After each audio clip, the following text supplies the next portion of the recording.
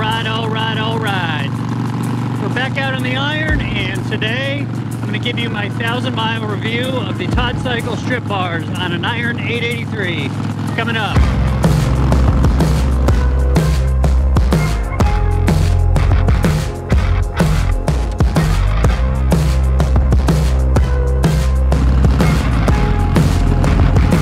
Alright, Todd Cycle strip bars. Are they worth it?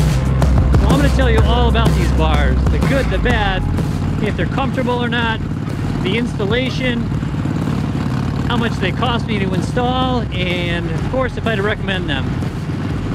So stick along, it's going to be a good ride. Alright, so the Todd Cycle strip bars. These are the 12-inch. I made a whole video about how to measure and mock up for the bars to make sure they're going to fit you before you buy them. I'll post that right here. I ended up going with the 12-inch, which to me I thought was a good mix of comfort and looks. I didn't want to go too high, I didn't want to go not high enough. So I'm 5'9", not a huge guy on an Iron 883, which is not a big bike to begin with. 12-inch with this bar is what worked out for me. Your mileage will vary. Make sure you measure first. These are the 1 1/4 strip bars. So it's a stepped bar, both here at the grip, it steps down to 1 inch. So you can use the stock controls. You have to get new grips because the other ones are glued on, but you can get 1-inch grips.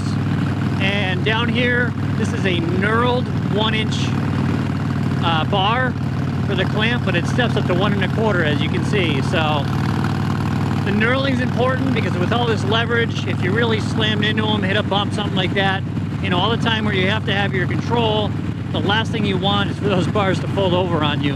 The knurling helps a lot with that. I'm into these for about $500–600, something like that, and that's for the bars. I got the grips. These are the Arlen Ness knurled grips, chrome caps, super grippy. I love them. The NAMS wiring extensions and the Burley cable kit. I can't complain. I ended up going with the Burley kit for 16-inch bars, and I gotta admit, there's a little bit of extra play here. I didn't want it to come up short, you know? It's like buying a pair of shoes online, right? It's tough. You don't want to go too small, you don't want to go too big, but I thought erring on the side of caution would be smart.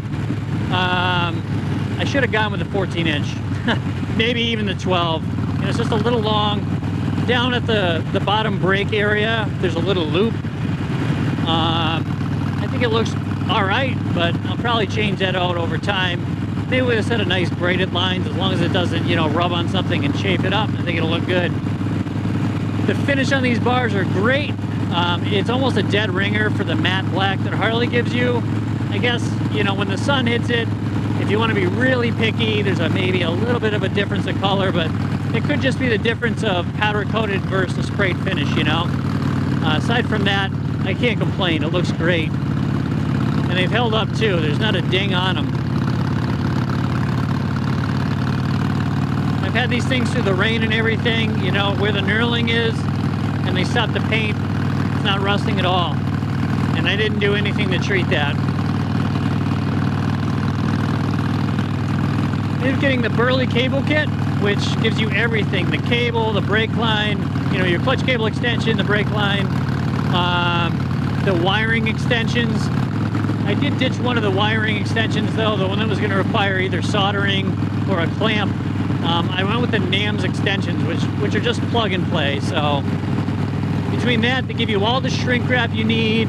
I got some additional like braided wiring loom, you know, like protector, and it helped me snake everything through here. I'd highly recommend that. The fit and finish on these bars I think is great, but on the inside, you know, it's a sharp corner and there's no plug to help you snake things through. So that definitely helped protect things on the way through, made it a little easier. I didn't even have to lube it. Oh, Evan, thank you for bringing that lube. Some people spray with WD-40 or some soap and water or something. I didn't have to do any of that, so it wasn't messy. I have a whole video on the installation of these. I'll post that here. If you want to do this, I highly encourage, watch that thing start to finish. I give you all the torque specs, little tricks of the trade, or, you know, learn from my mistakes, that type of thing. I had a lot of fun doing it, and I really hope it helps you. That can be for any set of bars, really, but obviously it was in particular for all the stuff I'm talking about here. Comfort, 8 or 9 out of 10, honestly. The stock bars, my hands would fall asleep all the time just leaning over on it. My arms are straight out in front of me. It's not high enough that they've fallen asleep. I've gone for 100+ mile rides, which honestly, my butt hurts me more than anything on this bike before the grips ever bother me or the height ever bothers me. At low speed, when you're doing, you know, low speed maneuvers, trying to like turn around a parking lot, you really got to have the fundamentals down pat. You know, have good clutch control, counterbalancing, look way ahead. If you're a beginner rider, I'd say definitely get the fundamentals down pat first, because leaning forward with these, it is much more difficult than it was to turn. But, you know, take that with a grain of salt. It's the price you got to pay to look cool, in my opinion. And the looks, I love the looks. It totally transformed the bike. And for like $500 to $600, you know, that's like a huge bang for your buck.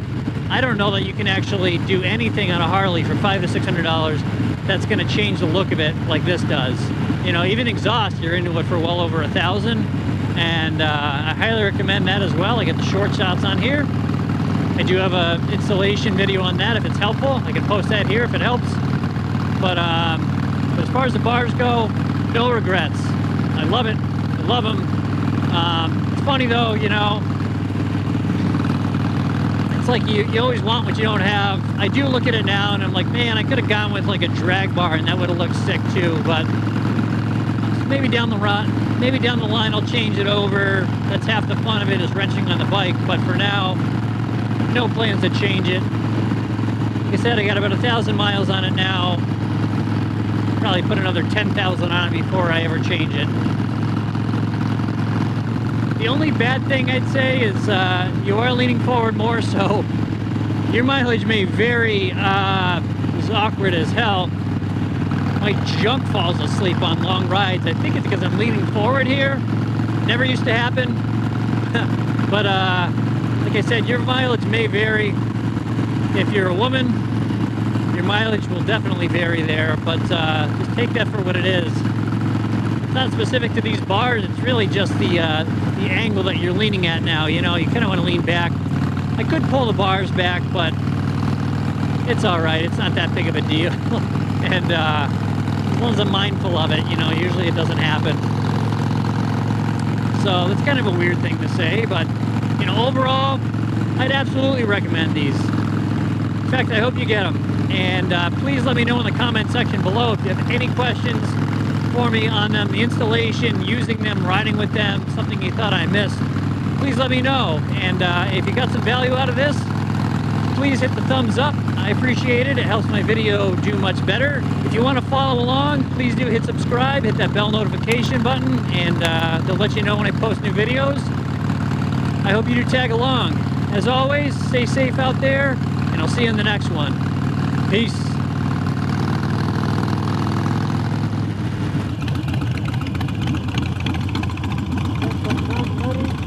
What? Nutty.